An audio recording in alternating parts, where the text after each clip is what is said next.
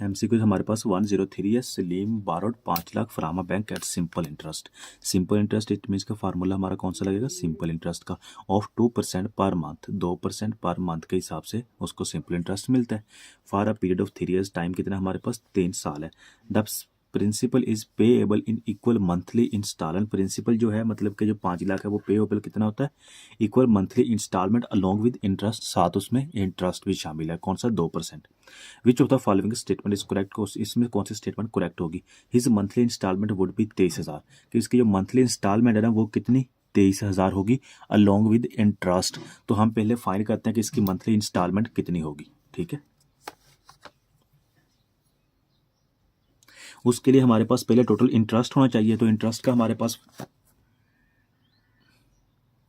तो simple interest का हमारे पास फार्मूला क्या है, I is equal to P R T.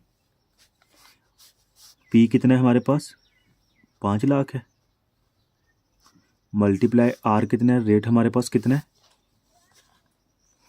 2% per month है। ठीक है, 2% पर मंथ है तो 3 साल का फाइंड करना है। तो 2% मल्टीप्लाई बाय 12, 24% हो जाएगा।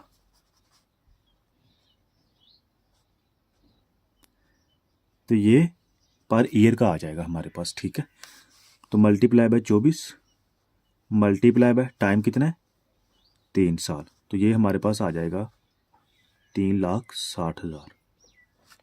अब ये 3,60,000 हमारे पास ना इंटरेस्ट आ गया। ठीक है, क्या आ गया, इंटरेस्ट। और कैपिटल हमारे पास कितना है, 5 लाख। तो टोटल कितना हो गया फ्यूचर वैल्यू, या टोटल कितना हो गया, 5 lakh plus 3,60,000 is equal to 8,60,000। ठीक है, और वो पूछ क्या रहा है, हिज मंथली इंस्टॉलमेंट इज 23,000। उसकी जो मंथली इंस्टॉलमेंट है ना वो 23,000 है। हमने बताना है कि ये सही है या गलत है। तो 8,60,000 फ्यूचर वैल्यू है, कितने की बनती है, 3 साल की। तो अगर हमने एक माह की निकालनी हो तो किस पे डिवाइड करेंगे, डिवाइडेड बाय 36 आ जाएगा ना।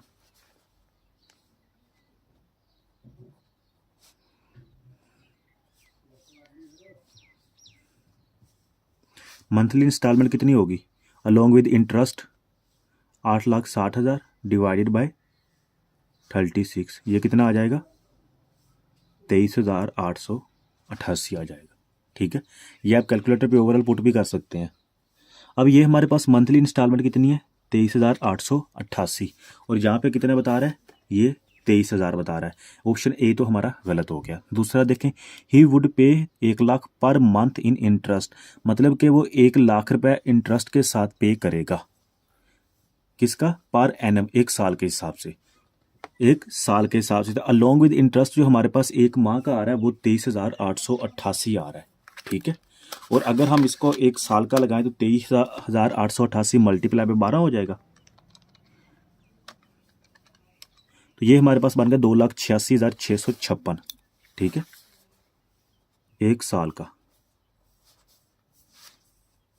2,86,656 बन जाएगा। और इसने कितना बताया है, 1 लाख रुपए। इट मीन्स कि दूसरा ऑप्शन भी गलत हो जाएगा। तीसरा बता रहा है, he would have paid an additional amount of 3 lakh by the end of the 3 years. Additional amount क्या है, मतलब कि जो प्रिंसिपल अमाउंट है ना 5 लाख, इसके अलावा जो एडिशनल अमाउंट है वो है 3 लाख रुपए, जबकि हमारी कितनी बनती है, 3,60,000। ठीक है, 3,60,000 इंटरेस्ट हमारा बन रहा है। तो इट मीन्स कि इसकी जो तीसरी स्टेटमेंट है वो भी गलत होगी। तो चौथी स्टेटमेंट देखें, at the end of the year 1 his balance principal amount would be 3,33,333। 3 गलत हो गए, ये तो कन्फर्म है कि चौथा ही इसका आंसर होगा।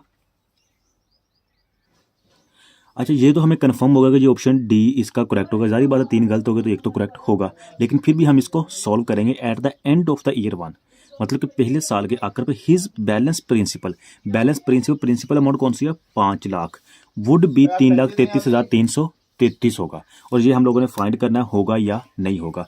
हमारे पास प्रिंसिपल अमाउंट कितनी है, 5 लाख। प्रिंसिपल अमाउंट हमारे पास 5 लाख है, और टोटल हमारे पास साल कितने हैं, 3 ईयर्स है। तो मैंने फाइंड करनी है 1 साल की। 1 साल की प्रिंसिपल अमाउंट कितनी होगी, डिवाइडेड बाय 3 हो जाएगा। तो ये मेरे पास 1 साल की वैल्यू आ जाएगी 1,66,666, 1,66,666। अब ये हमारे पास कौन सी वैल्यू है, जो पेएबल है, मतलब कि 1 साल के बाद। 1 साल के बाद जो हमारे पास पेएबल है वो पूछ कह रहा है इसका बैलेंस कितना होगा। अगर हम इसका बैलेंस निकालेंगे तो 5 लाख में से ये 1,06,666 माइनस कर देंगे प्रिंसिपल अमाउंट से, क्योंकि उसने प्रिंसिपल की बात की है। माइनस 1,66,666 इज इक्वल टू, तो यहाँ पे मैं लिखूंगा 5 लाख माइनस आंसर। तो ये मेरे पास आंसर आ गया 3,33,333, 3,33,333 आंसर होगा। ठीक है, तो इसने इधर क्या बताया हुआ है, इसने ऑप्शन डी, अब ये हमारा करेक्ट होगा। 104 है, Tom and Jerry both invested the same amount for 8 years, 8 सालों के लिए सेम अमाउंट इन्वेस्ट करते हैं। कौन सी same amount, let be suppose 100 rupees कर लें। ठीक है, if Tom's rate of return is 9%, Tom का रेट ऑफ रिटर्न 9% है, एंड जेरी का रेट ऑफ रिटर्न हमारे पास 10% है, then how much more percent amount, amount कौन सी, ये वाली amount Jerry will have after 8 years then Tom.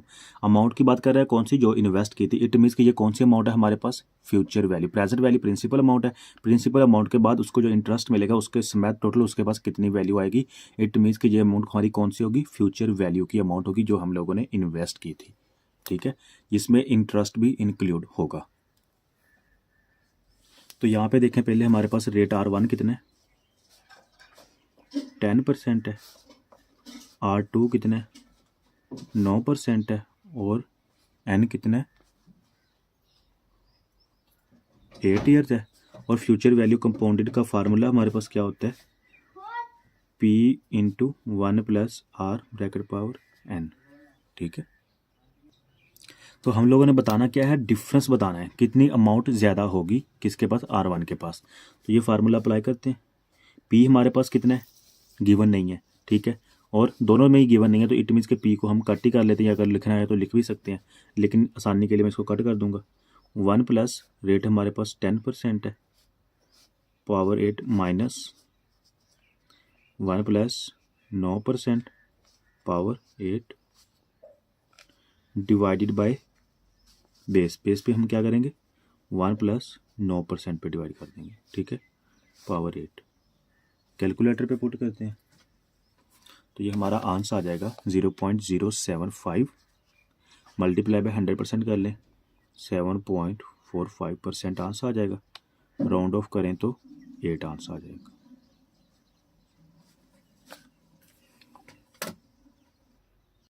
An investment of 1.5 million is made in a business, investment हम कितनी करते हैं, 1.5 million in a business, time हमारे पास 4 साल है, एंड गेन इज 0.5 मिलियन, और हमें गेन कितना था, 0.5 मिलियन का। Find the rate gain under compound interest. Compound interest का हम लोगों को फार्मूला आना चाहिए।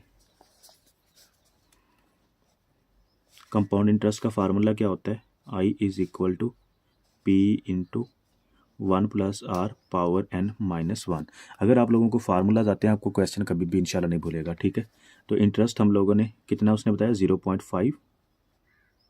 ठीक है, p कितना है 1.5, 1 प्लस आर कितना है हम लोगों ने फाइंड करना है x%, n कितना है 4 साल माइनस 1। कैलकुलेटर पे पुट करें तो ये हमारे पास आंसर आ जाएगा 7.45। ठीक है, बस एक बार याद रखें, जब आप कैलकुलेटर पे पुट करें ना, इन दोनों को ब्रैकेट में आपने ले लेना एक और। ठीक है, अगर आप नहीं लेंगे तो आपका आंसर 0 आएगा। MCQ 1066, John and Johnsons have invested the same amount in 2 different investment schemes. Jones is getting a return of 9%, Jones को 9% रिटर्न मिल रहा है, and compounded annually. ठीक है, whereas the Johnsons get a return of 10%, Johnsons को कितना return मिल रहा है, 10% compounded annually. The amount of Johnson's interest over a period of 6 years would exceed the amounts of Jones interest. अब इसमें हम लोगों ने डिफरेंस फाइंड करना है, लेकिन फाइंड किस चीज़ का करना है, इंटरेस्ट का। कि जो जॉनसन है इसको 10% इंटरेस्ट मिला 6 साल बाद, उसका इंटरेस्ट कितना ज़्यादा है। अब हम लोगों ने यहाँ पे क्लियर कट इंटरेस्ट फाइंड करना है, ठीक है। और जब भी इंटरेस्ट फाइंड करेंगे तो हम छोटी रकम को बेस पे डिवाइड करते हैं। R1 हमारे पास कितना है 10%, R2 हमारे पास कितना है 9%, और टाइम हमारे पास कितना है 6 साल। इंटरेस्ट हम लोगों ने फाइंड करना है। कंपाउंड इंटरेस्ट का फार्मूला क्या होता है P इंटू 1+R, ठीक है, यही इंटरेस्ट का फार्मूला है। तो हम लोगों ने क्या बताना है डिफरेंस। तो इंटरेस्ट का फार्मूला ही पुट करेंगे, P हमें गिवन नहीं है तो P सब में कॉमन है तो कट कर देंगे। 1+R कितना है 10%, पावर n कितनी है 6 साल, -1 1+R कितना है 9%, पावर 6 -1, और इन सब को होल ब्रैकेट में ले लें,